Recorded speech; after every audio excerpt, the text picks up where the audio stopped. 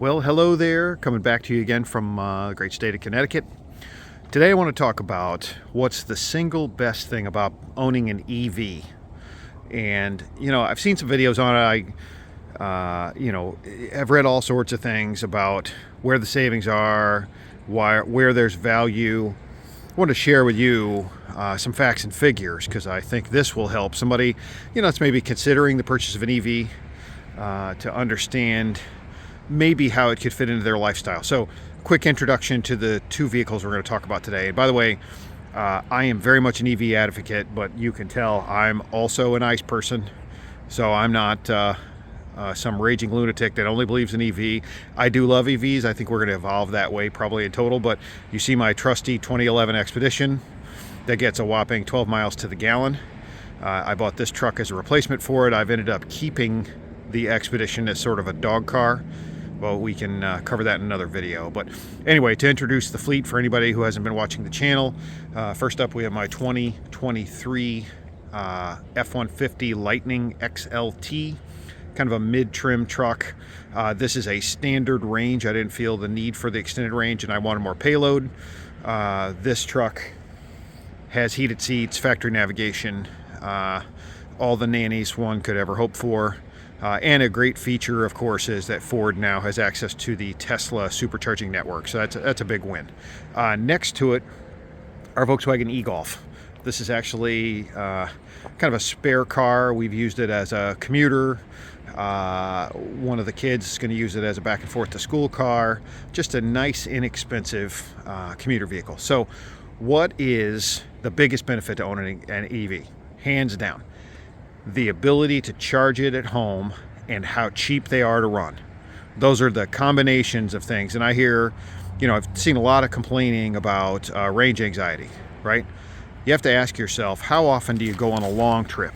And by long trip, I mean how many days a week or per month do you travel, let's say north of 150 miles in one direction in one day? That would be your question. As you consider whether or not you'd want to own an EV. So I came up with some facts and figures, little calculations. I'm dangerous with math, so hopefully this will work out. But let's talk about my Lightning first. So it has a 98 kilowatt usable battery because it's the standard range. It's rated for 240 miles of range. I typically find I get something around 220. I'm sure that's probably because I drive like a child and I like the torque. Some of it is because when you drive on the highway, your range is a little bit shortened, and I do travel like to the grocery store and some things that put me up on the highway for a little bit. So I get on average about 220 miles. So I calculated at current rate for electricity, and mind you, I actually have solar, as you can see there, but we're going to forget the solar for a minute. If I were just paying the rack rate for for electricity, best deal I could get for an extended term, 10.9 cents per kilowatt hour. I have a locked-in long contract for that. So let's forget about the fact that I have solar and it costs me even less. But let's just say I'm paying the 10.9. Cost me $10.69 to get that 220 miles of range on a fill-up. If I were to fuel it, let's just assume a new F-150 averages 22 miles to the gallon. I think, if anything, I'm being generous with the gas truck, but let's just assume that, right? 22 miles to the gallon. If it gets 22 miles to the gallon, to go that same 220 miles would cost me $26.90. So calculate that for a second. That's a huge... So I extrapolated the numbers out a little more. So if you drive 15,000 miles a year, I'm using $729 of electricity. I would burn $1,834 of gasoline, again at $2.69 a gallon, which I think is, again, very generous. Also, I would need 3 oil changes. I think it's very reasonable to call that $175, plus the time, which I think would be, again, being very reasonable. If you're having somebody else do it, that's at least 3 hours of your time. But a thing a lot of people don't think about is the time involved with gas stations. So I put fill-ups at 4 minutes apiece. In 1 year's time, with your fill-ups, 69 of them in total, gas trips, you're going to use up around a little north of 4 hours just to fuel your truck. I use 0 time because I plug it in at my house. And I'm just going to show you here as a reminder, and I have a video for this if you are not aware. Right there, there's my gas station. I have an NLX juice box. Of course, NLX just recently identified that they're leaving the country. However, the thing works perfectly. It's awesome. I had a dedicated line put to the outside of the house, as you can see. But I literally get home, plug the cord into the truck, and that's that. And I only do that certain days of the week because I don't drive that much. But just interesting food for thought, right? So let's go back here. Let's look at the Volkswagen. The Volkswagen has a 36 kilowatt battery. Cost me $3.92 to fill it.